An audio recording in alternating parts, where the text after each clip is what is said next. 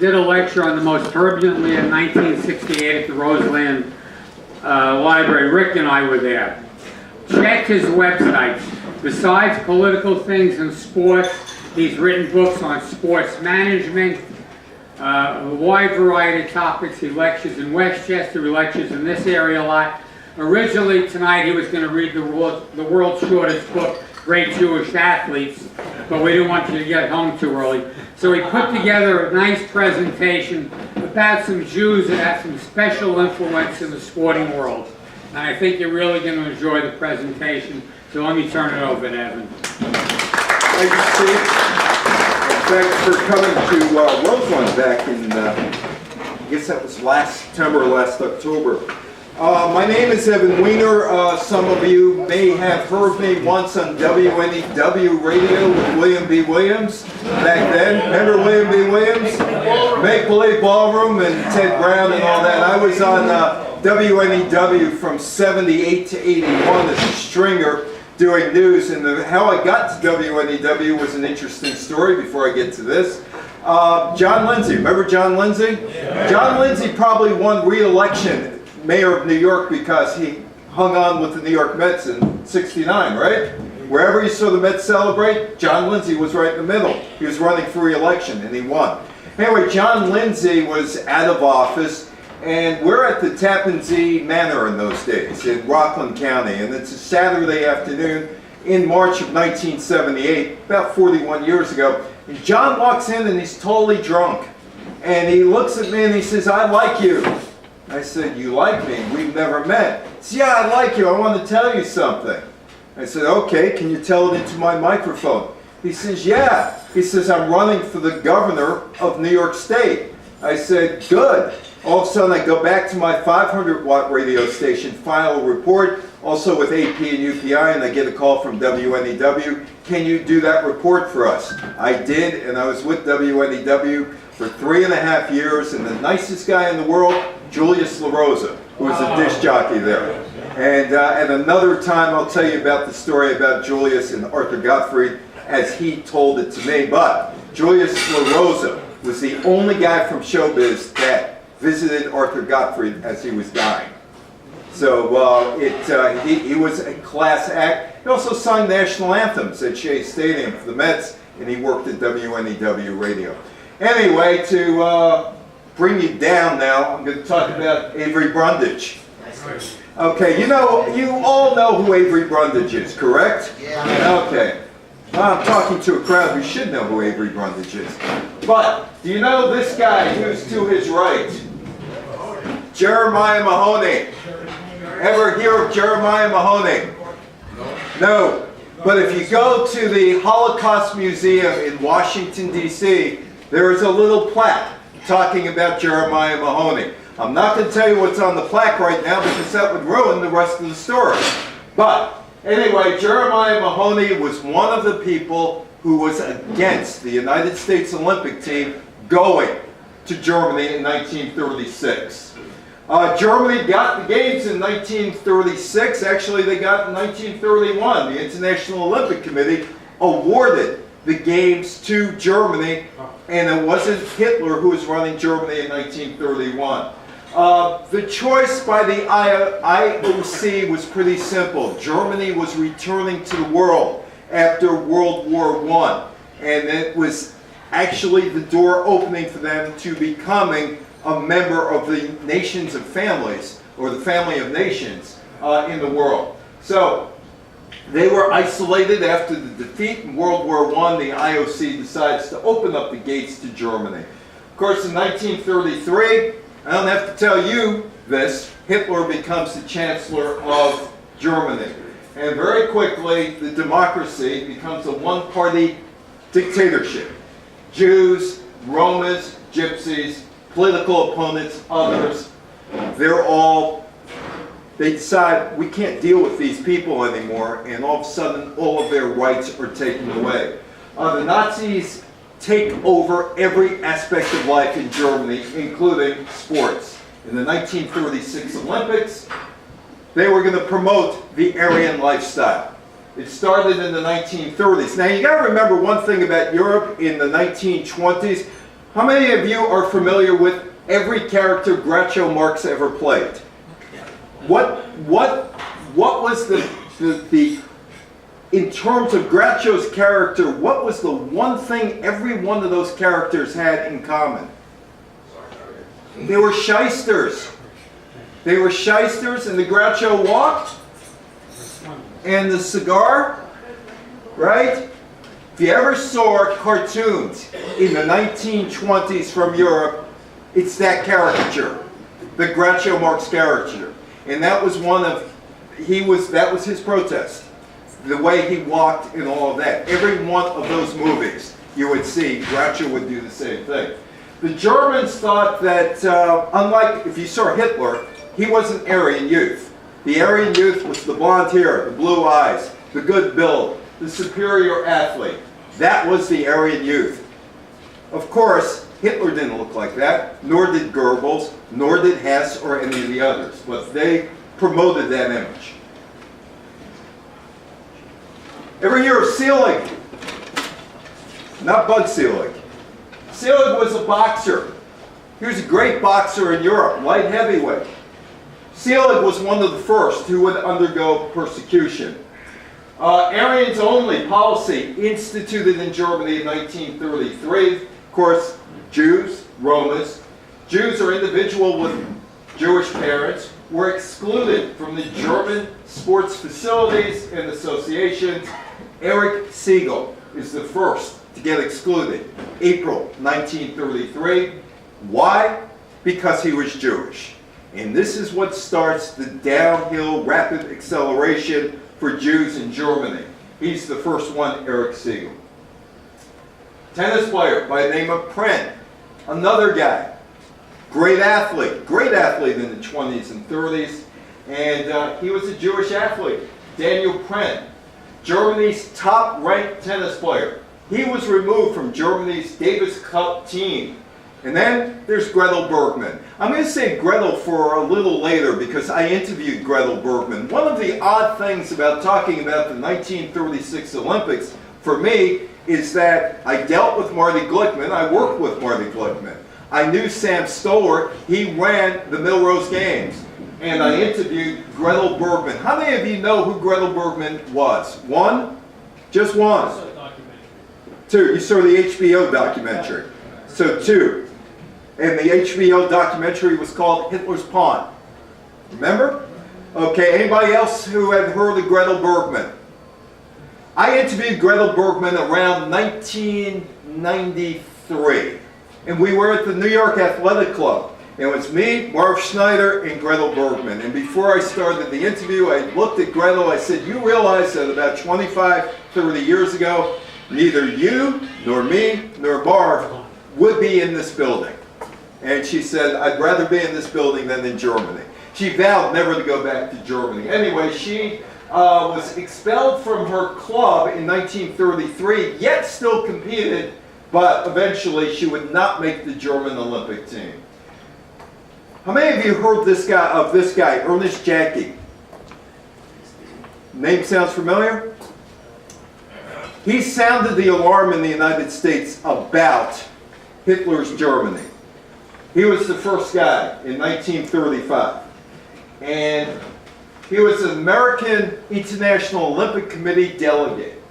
And he was outraged by what was going on in Germany. Now, he had been part of the War Department for the United States. He became the IOC delegate. And he writes a letter on November 25th, 1935, to the IOC president, Count Henri Lothair, floating the idea that America should boycott the 1936 Summer Olympics.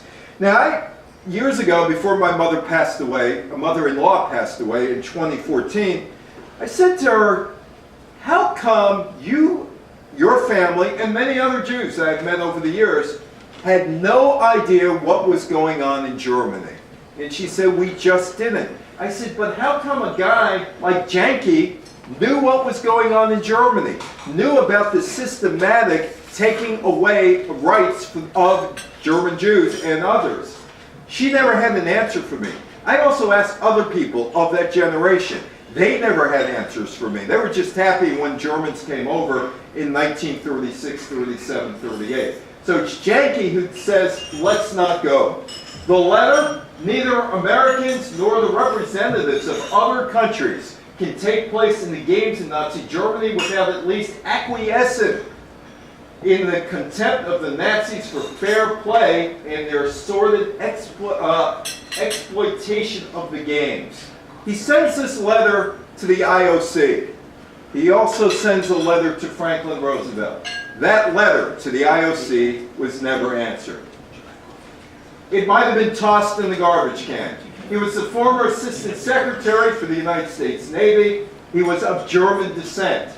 He was thrown out of that exclusive club called the International Olympic Committee.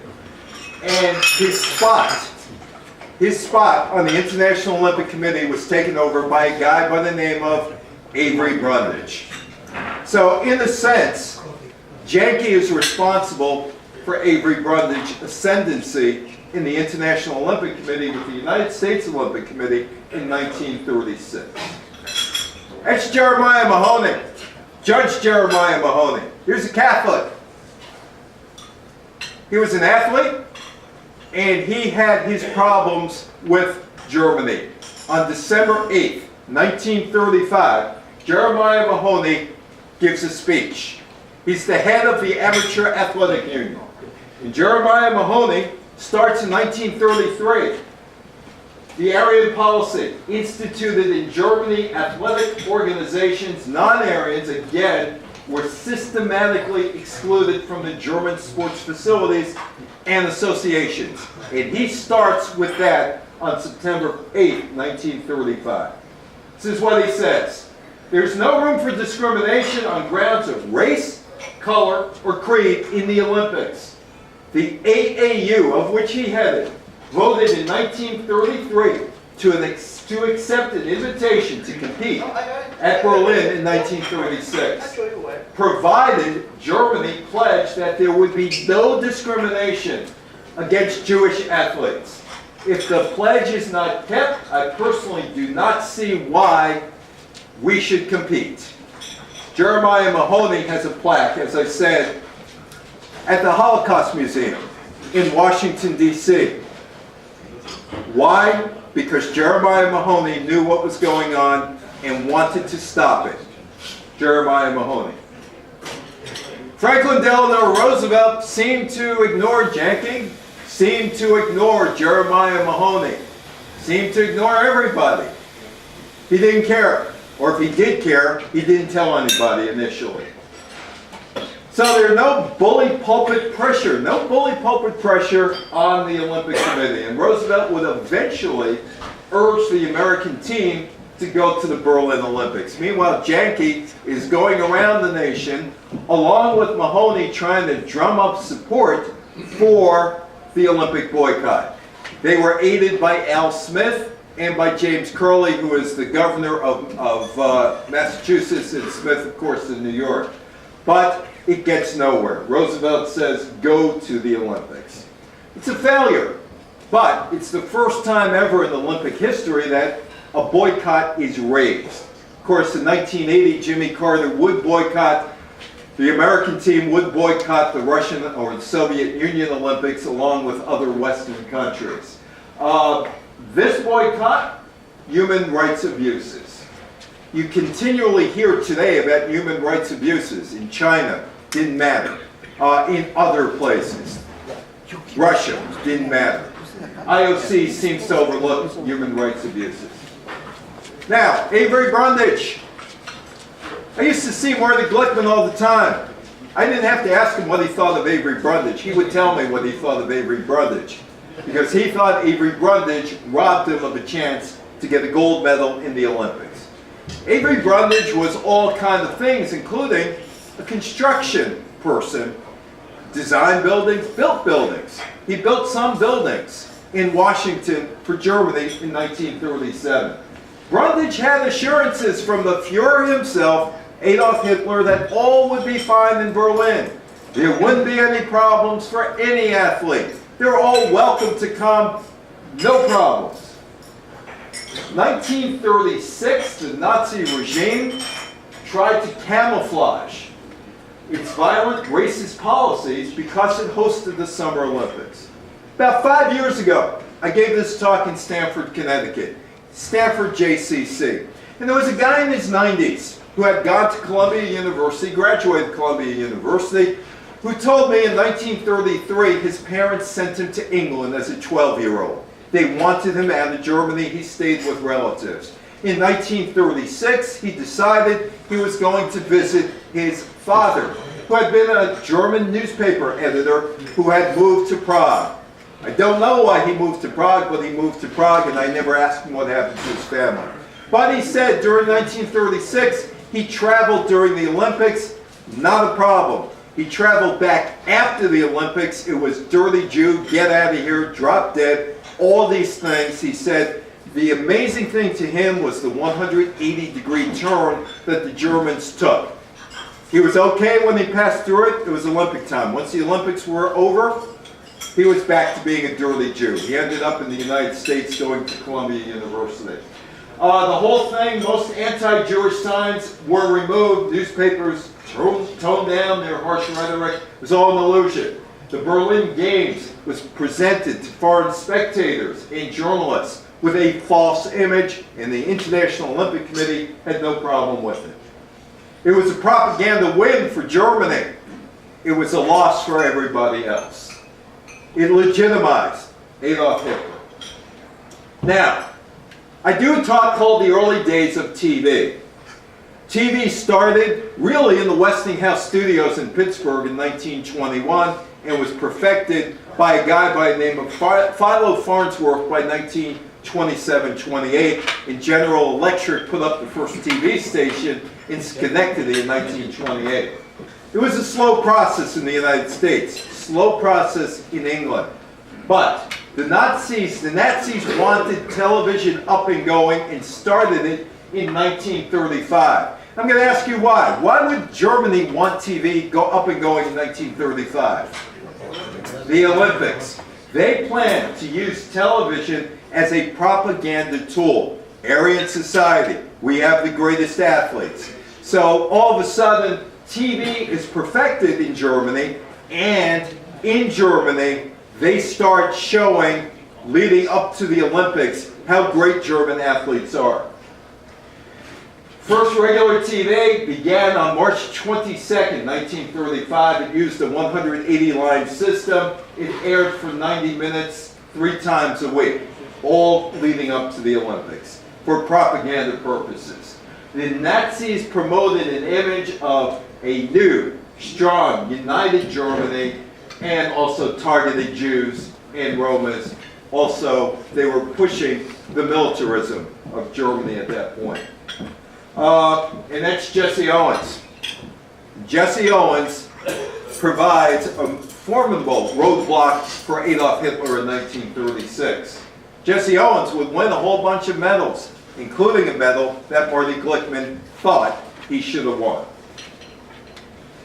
1936 Olympics. Germany uses a lot of TV. A lot of TV. Up to 8 hours a day. Events taking place in Berlin or Hamburg.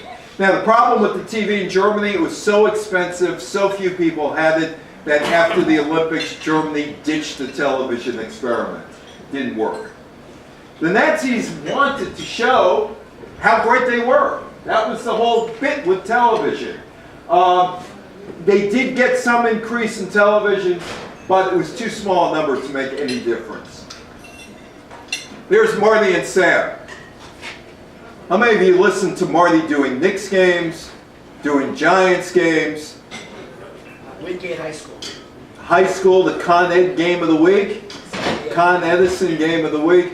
So you're all familiar in here with Marty Glickman, who was born in 1918 in Brooklyn and was the fastest kid in Brooklyn.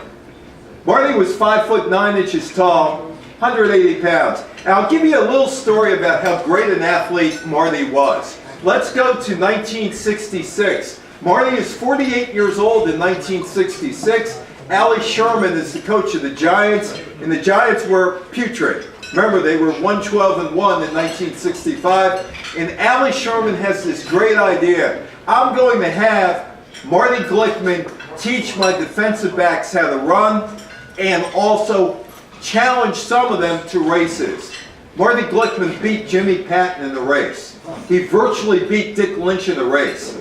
They were in their 20s. Marty was 48 years old. Marty could still run at the age of 48. Anyway, that's Marty, the 18-year-old on the left. Sam Stoller, 20 years old on the right. I knew Sam as well. Sam ran the Milrose games. He never really spoke about 1936. But Marty, all you had to do was say hello to him, and Marty would talk about the 1936 games. I worked for Marty with his School of Broadcasting for NBC. I was one of the people who helped Leandra Riley one day. So anyway, Marty had the broadcast school that Michael Weissman thought would be a good deal for NBC and helped the announcers. We get to the day before the event. Now, first of all, Marty decided he wasn't going to protest. He was not going to boycott the games, nor did Sam. And Marty told me that he decided not to boycott the games because he wanted to stick it right into the Fuhrer's face. He wanted to put, you know, right there, right in front of the Fuhrer. Sam was never that demonstrative in talking about that. So here we go, day of the event, day before the event. Marty is down there, and he told me the story. He says, I'm down there, Sam is down there, and the assistant coach comes in. Kind of, somewhat timidly, says to him, how you doing, boys? You ready to go? You ready to go? Yeah, of course we're ready to go. Of course we're ready to go. And all of a sudden, that assistant coach says, listen, we really want to win this relay. We want to win the gold medal. And we think we have a better shot with Ralph Metcalf and Jesse Owens. Jesse Owens, who never ran a relay in his life. Jesse Owens, who never, ever passed the baton. All of a sudden, they're going to run. They wanted the fastest runners. Glickman said the coach was Dean Cromwell. And he thinks that Cromwell and Brundage, although he could never prove this, he thinks that they were motivated by anti-Semitism and a desire, an absolute desire, that the Fuhrer would not be embarrassed with the sight of two American Jews on the winning podium. Now, Sam didn't think it was anti-Semitism. Marty did. But Sam said it was the most humiliating thing that he'd ever witnessed in his life. Marty would carry that for the rest of his life. Owens takes the place. Marty, we were shocked. Sam was completely shocked. I didn't say a word in the meeting. I was a brash 18-year-old kid. I said, Coach, you can't hide world-class sprinters. Jesse got up. He said, Coach, I've won my 3 gold medals, the 100 and the 200 and the long jump. I'm tired. I've had it. Cromwell said, shut up. Jesse shut up after that. After all, Jesse was also a minority. And Jesse was depicted as a monkey in the press in Germany. Anyway, Jesse Owens takes Marty's place, or Sam's place, along with Ralph Metcalf. Jesse said, let Sam and Marty run. They deserve it. Cromwell pointed his finger at Jesse. You do as you're told. Those days, Negro athletes did what they were told. Jesse never said a word after that. The coach had the power, as did Avery Brundage. That's the other two. Draper, Wyckoff stayed, replaced by Jesse and Ralph Metcalf. Marty had his dream robbed from him. But initially, he thought, okay, I'll come back in 1940. No Olympics in 1940. I'll come back 1944. 1944, he'd be 26 years old. No Olympics, of course, in 1944. Now, Very few of you are familiar with the story of Gretel Bergmann, right? Margaret Lambert in the United States. We were at the New York Athletic Club in 1993 covering some United States Olympic Committee news conference. Me and Mark Schneider. Bullet Bob Hayes was there, a whole bunch of other people from past Olympics. But there was only one person I was interested in talking to, Gretel Bergmann. Do you know the story of Gretel Bergmann? I will tell you the story of Gretel Bergmann. She was the best athlete, maybe both men and female athletes, in Germany in the early 1930s. She was probably the best athlete in Europe and could have been the best athlete in the world. And she kept competing and competing and competing until she couldn't compete. Now, I'm going to ask you, if you took my place in 1993 and you were at the New York Athletic Club and Gretel Bergmann, who passed away last year at the age of 100, or 2 years ago at the age of 103, so she was at that point about 78 years old. I'm going to ask you, what would you have asked her? What would you have asked her? Anybody? Besides the laughter? Yes? Yeah, why she was willing to be on the German team. Why? I had a one word question for her. Why? Why? And she said, I wanted to give my people hope. I can't describe how all of our rights were going, but I felt if somehow I could keep running and keep going and keep going, it would give my people some hope. She said she knew there was no way she was going to compete in the 1936 Olympics. It's just not in the cards for her. But she held out hope, and that's all German Jews had at that point, she said. Just hope. Hope we could get out of this situation. Hope somebody will help us get out of this situation as the rights are systematically taken away.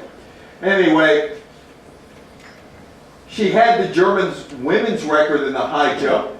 She was denied a place on the team. They being the Germans, sacrificed the chance for a gold medal with the action of barring her from the high jump. That's Gretel. She fled Germany in 1937 with her husband. It wasn't her husband then, Dr. Bruno Lambert. They both got out of Europe, 1937. She came to the United States with what she was allowed to, $10. She ended up in Queens and pretty much faded into obscurity until around 1980. She was a great, great athlete, and she became a sort of a coach of women's sports in Queens. I was the great Jewish hope. She left. She landed in New York City. $10. She worked as a masseuse, a housemaid, and later a physical therapist. But she had her freedom. She was fine. She had a new life. You know about Marty's life. Marty went to Syracuse University, played football, invented basketball play-by-play on the radio with the New York Knicks. Good as Knicks. How many of you were at Knicks? Was it good? It was okay. Just okay. It was okay. They tried to bring Knicks back after it folded and it just didn't work. Anyway, she did participate in sports in the United States. In 1937 and 38, she was the U.S. Women's High Jump Champion. She was the Shot Put Champion. She married Lambert in 1938 and became a U.S. citizen in 1942, the first year of World War II. She vowed never to go back to Germany. She faded into obscurity until one day in 1980 when she was inducted into the Wingate Institute Jewish Hall of Fame in Israel, and all of a sudden people had interest again in Gretel Bergmann, about 44 years after she was denied her gold medal. Her legacy? She finally did get a gold medal, 1996 at the Atlanta Olympics. She went back to Germany in 1999. She had a stadium named after her in Lapid. That's where she was trained. It was renamed in her honor. In 2004, there was the HBO special, Hitler's Pawn. She died at 103 years old in 2017. I was fortunate enough once to interview her. She was a delightful woman, a little feisty, but a delightful woman when I interviewed her in 1993. There were some Jews who competed for the team. The team, Germany. Meyer. She's Jewish, and look what she's doing. If you can't see back there, she's on the podium. She gives the Hitler, the Nazis salute. German authorities allowed Helene Meyer to represent Germany in the Olympics. She was a fencer, even though she was a non-Aryan. Her father was Jewish. She won a silver medal, individual fencing, and other medals. She gave the Nazi salute on the podium. No other Jewish athlete competed for Germany in the Summer Games. Why did she compete? We don't know. There's not much available information on her. She died at the age of 42. There are no film clips of her. She never wrote a book. She fled to California. In the year 2000, Sports Illustrated named Helene Meyer the greatest fencer of the 20th century. We don't know much about her. Even her relatives have very little to say about her. All we know is that she competed for Germany in 1936. The games, they were the Hitler Games. They're still known as the Hitler Games. It was the coming out party for Adolf Hitler on the world stage. Gave him some sort of legitimacy. Except this guy, Jesse Owens, stole the games. So much so that Hitler left in disgust because